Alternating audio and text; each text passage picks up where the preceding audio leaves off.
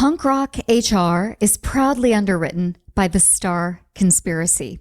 The Star Conspiracy is a B2B marketing agency for innovative brands creating the future of workplace solutions. For more information, head on over to thestarconspiracy.com.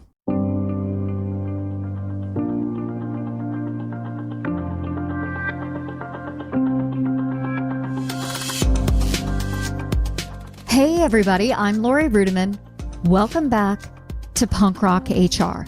My guest today is Minda Harts. She's the author of the book, The Memo, another book called Right Within, and an upcoming book for young adults called You Are More Than Magic. Minda is a repeat guest on Punk Rock HR and a perennial fan favorite. And on this episode, she takes us back 12 years in her career and even 12 months. And then we flash forward to talk about what's coming up for Minda in her future. And we're doing this to help you bet on yourself, to put yourself first, to prioritize your well-being, and to come out a winner in 2022. I love this conversation because Minda and I are buddies and we're always trying to find a way to get together. And you're going to hear a little bit of this in the podcast because it's my dream to go hang out with Minda in the Maldives. So if you want to hear about two people who have been maybe where you are, a little stuck, unsure about where to go in your life, and have broken out and created a new model for themselves, well, sit back and enjoy this episode of Punk Rock HR.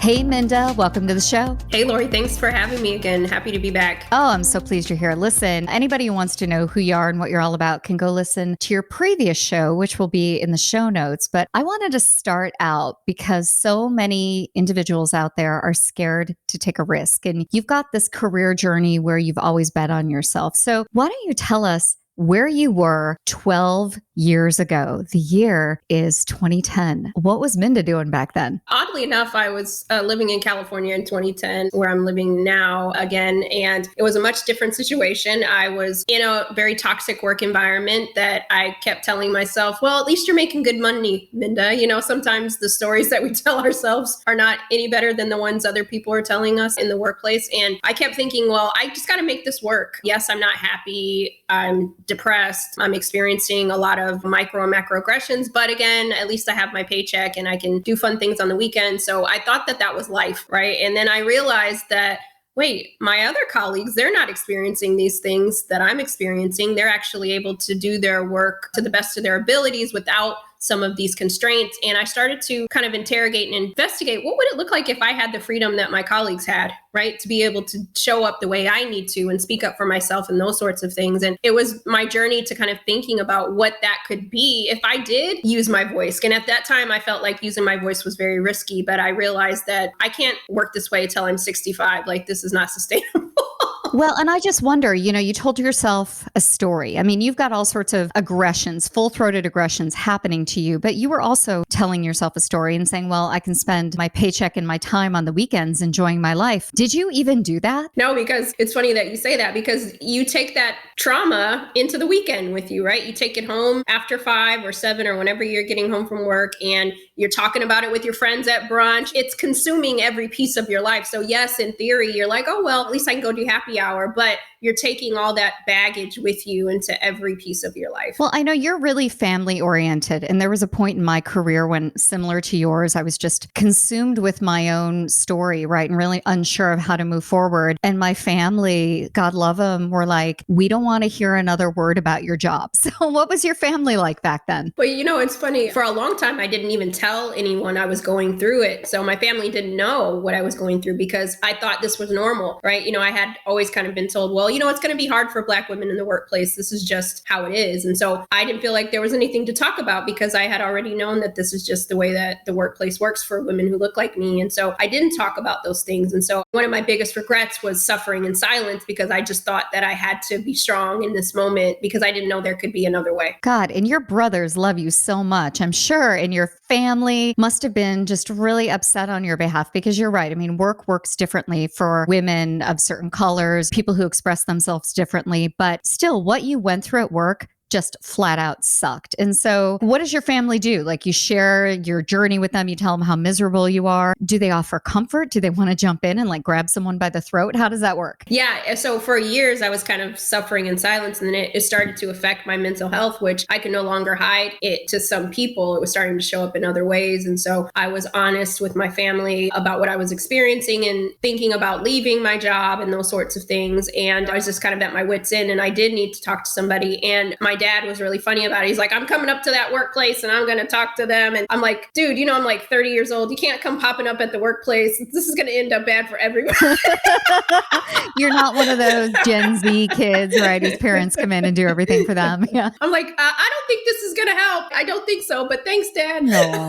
I mean, that's such a natural thing, though, a healthy response, though, when your child is suffering or someone you love is suffering, you want to come in and swoop in. And I think that's got to be so frustrating for so many friends and partners out there, because people in their lives do struggle and they don't know what to do, right? Because the natural inclination to go to that workplace and set someone straight is not going to be productive. I don't know. What do you think about that? Yeah, no, you're right. You're right. And I don't think I was 30 years old in 2010, but that just popped. I was old enough for my dad not to be showing up at work, but I do think there has to be an outlet where people can voice their concerns. And if it's not at work, if it's not in HR, then it has to be somewhere. And I think that for me, the reason why I do the work that I do is because I don't want people to suffer in silence. Like, I want there to be a mechanism in which people feel like, you know what, I can go to HR and have this conversation. I don't need my dad to pop up at the job, right? Because I know that there's somebody here who will take my concern seriously and at least investigate what's going on and try to help with some solutions. And so for me, I feel like for some of us who sit on certain margins or certain intersections, we don't have a place to go always in the workplace. And I think that that's where the frustration lies, feeling like you can never tell your truth. And so I hope that we can think about the workplace in a way where people feel comfortable and safe to speak their truths. Yeah, it's so interesting you say that, because oftentimes we give individuals a place to go, right? This place of HR. And it's also filled with others who have been through trauma, who are dealing with aggressions, micro, macro, who are stuck in a job that they don't love, are not aligned with the values of the organization. And we tell these other marginalized or non-marginalized individuals in HR, here, solve this problem that they're not set up to solve anyway. So like the entire system is broken. So when you do the work that you do, how do you stay optimistic? Because this is a pretty dark, weird place, the world of work.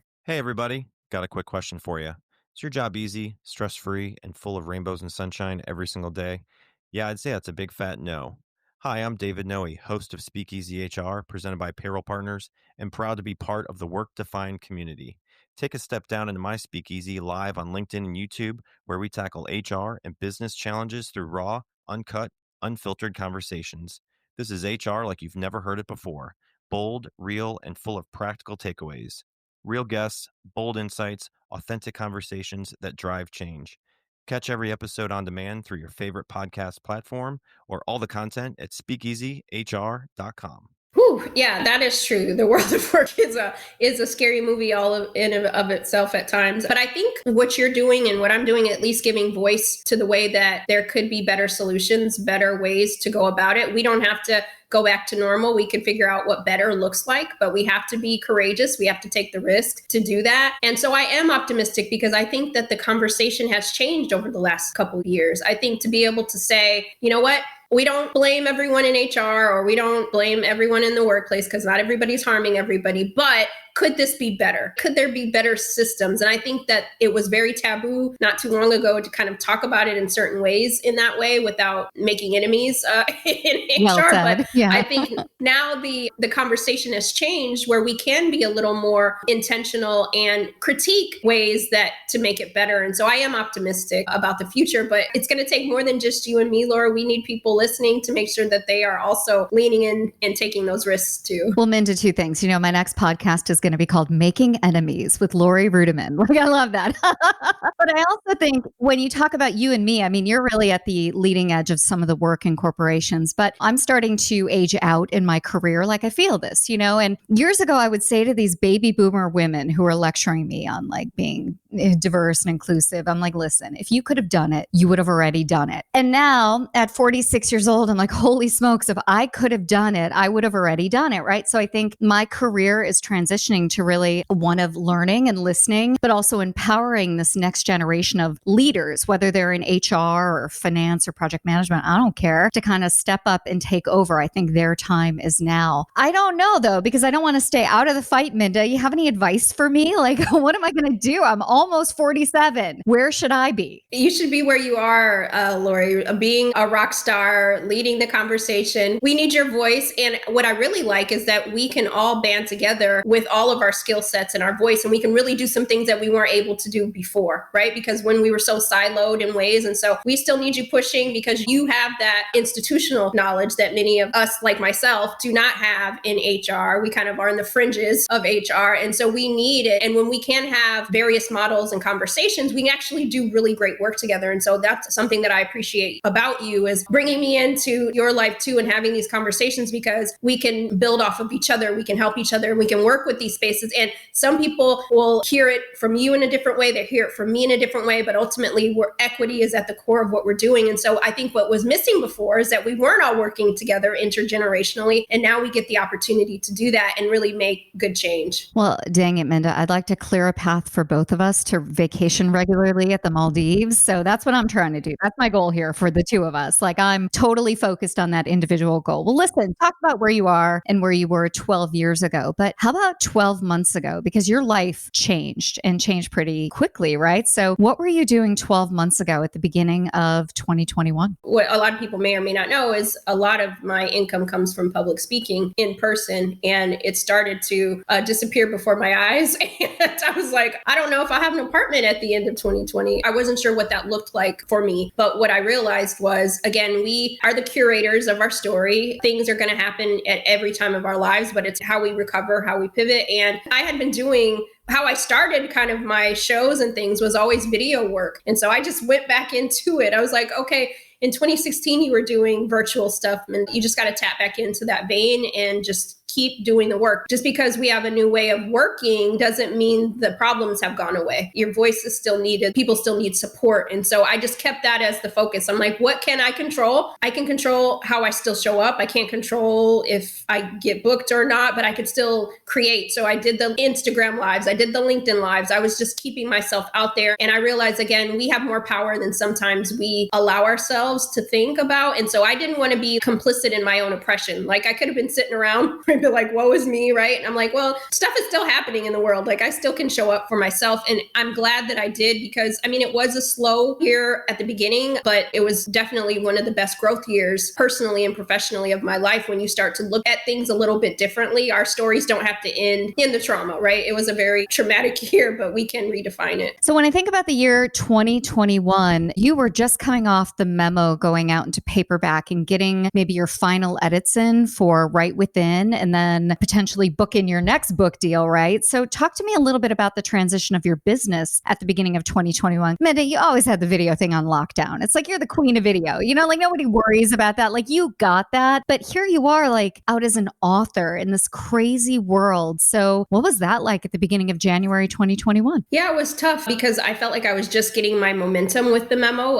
my first book. And so I was able to be out in the streets, as they say, and meet people and really talk about the book. And then things started slowing down. And so I didn't know what that looked like. How do you sell books from the house? I mean, I had not had that experience yet, right? And so I was concerned. But again, I realized, what part of this equation can I solve? I can't force people to show up at the bookstore at this point. I can't do anything differently. I just have to still tweet. I have to still be out there. I still have to put out content, and the people who need it will find it, and hopefully word of mouth travels. And I think what I didn't realize, Lori, was that because we all were online, you actually got to reach more people in ways that maybe you would have just going to one city, right? Before I could only go to Dallas for the day, but now we can go to Dallas, we can go to Austin, we can go to we can go to Jupiter. We can do all that, right, in one day. Yeah, it's like the only thing that we're limited by is our energy and our interest and maybe our voice by the end of the day. I think it's true. Not being complicit in your own oppression is so very interesting, because so many of us are walking around blaming COVID and blaming other things for the reasons why we're not taking risks, why we're not betting on ourselves. And I just think, number one, COVID's getting to be an old excuse, although it's very real. There are plenty of people out there winning who shouldn't be winning. And meanwhile, there are really great people who are sitting at home limited by their own thinking. And it's just heartbreaking to me. So your book, Right Within, came out in 2021 in October, if I'm not mistaken. So all the pre-work, all of that, all the marketing happened online. And this book comes out in October, and it's still a terrific book. The sales are strong. It's an amazing piece of work. And it came out during COVID, defying the odds that you can't publish a book during a pandemic. So that must feel pretty good, right? Yeah, it does. I'm glad hearing you say it. But, as you know, as an author, entrepreneur, you're like, am I really selling book? I don't know. Put the link in the chat and you hope people buy. I know. And then you look on BookScan and you're like, what? How many books? What?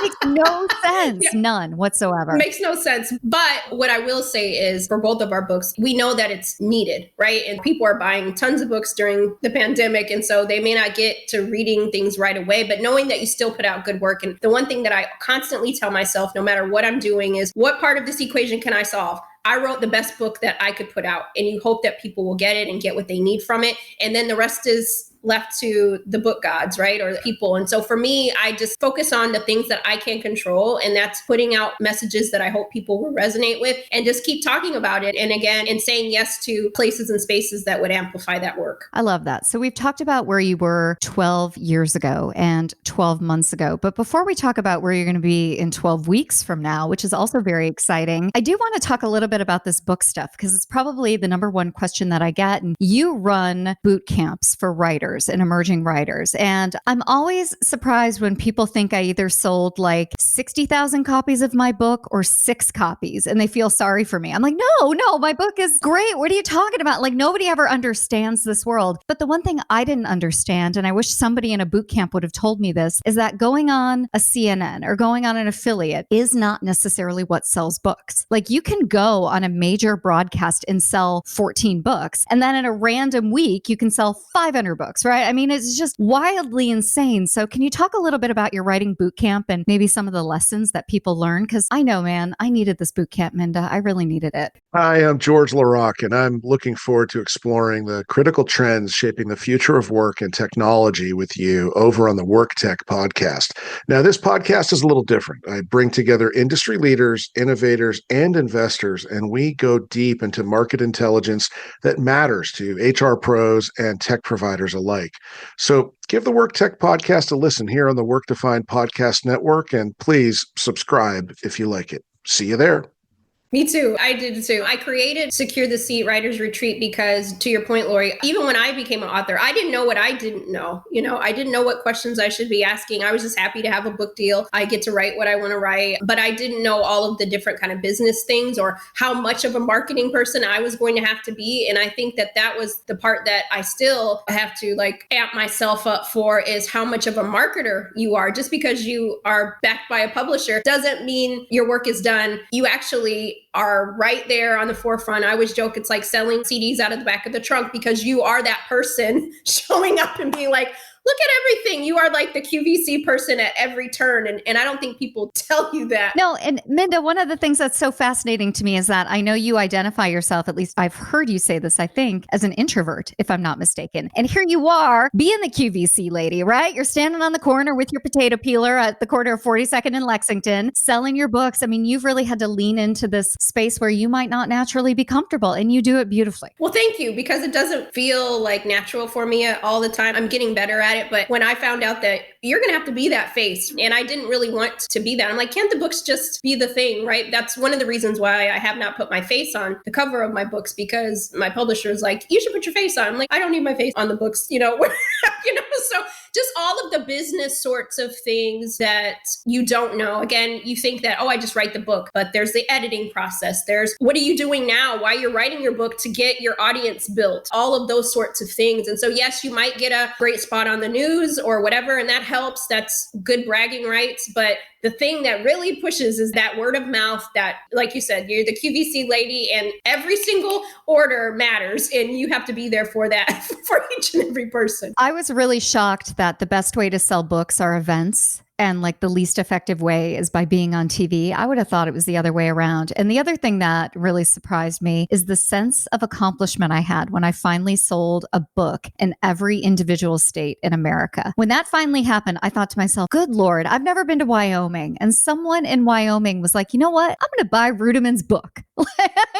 Like that one book that week, I was like, oh, that's the one I'm focused on. Yeah. I mean, it's just such a weird process. In your retreat, how do you keep people optimistic? Because you can get a little down week to week. Yeah, I think that the one thing is the transparency, because I think that, again, a lot of people don't know what they don't know. And then a lot of people think that, oh, Minda, you just go from zero to best-selling book. And it took a long time before that even happened. And so talking just about the process of those things, and then having so much visibility with the memo, and then trying to get visibility with Right Within in different contexts, and not beating yourself up about it. But I think the main thing is having a community that you can talk about these things and share these things with. So yes, I talk about my history and my road. It'll be different for everybody, but I also create that community in which people, whether you're self-publishing or you go a traditional route, how do you find an agent? All of those sorts of things that I think people don't know. Or do you need 500,000 followers on social media, or could you do it with 500, right? We have these misconceptions of what it is. And I got a book deal with like 500 followers on Twitter. You know what I mean? And so those are the things that people don't often know about. And I think that we psych ourselves out because we think we have to show up with all these things in our crown before we get the deal. And those deals based on social media followers, there was just this really interesting story in the New York Times not too long ago about how many of those book deals fail. And you can't rely on 500,000 followers because a majority of them are going to be bots anyway from the Ukraine. So publishers, while they're quick in some areas, they're slow in others. And books you think would do really well often don't based on those followers. So I love that you talk about that in that course. Well, listen, let's talk about where you're going to be in 12 weeks, because like many of us, it's new year, new you, and you've got some good stuff happening. So you've got another book coming out. How'd you do that? Where's your energy? Where's your timing? How do you schedule all this in? Well, let me say that I don't plan on writing any more books for a little while after this.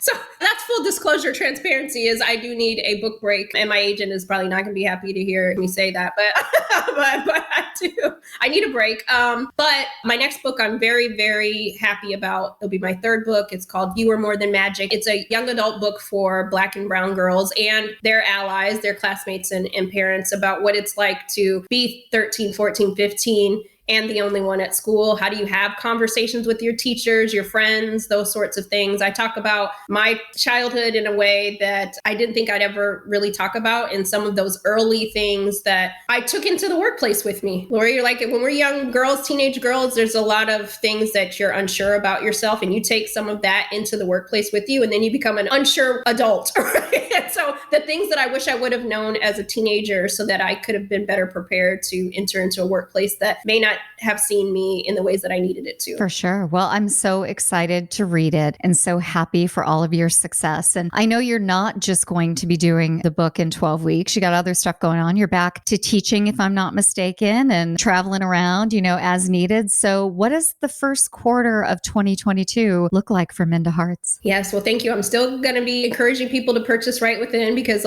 we never stop being a marketer.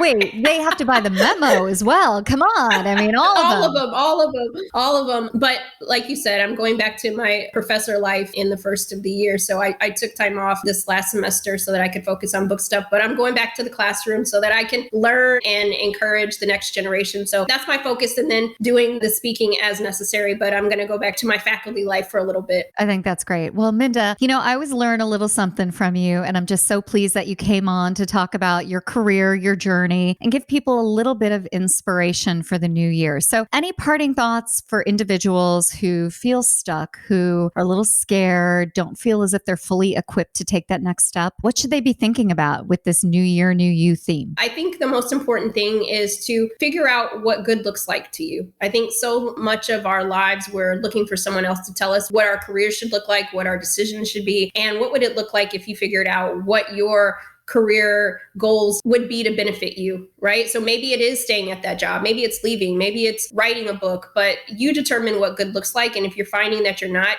getting what good looks like, who are the people that you need to have conversations with to help you achieve that? And I think that let's show up for ourselves in ways that we didn't in the past year. So in order to be a new you got to show up for you. Minda, I know what good looks like. It looks like you. My God, you're living the dream. I love it. Thanks again for being a guest on Punk Rock HR. Thank you.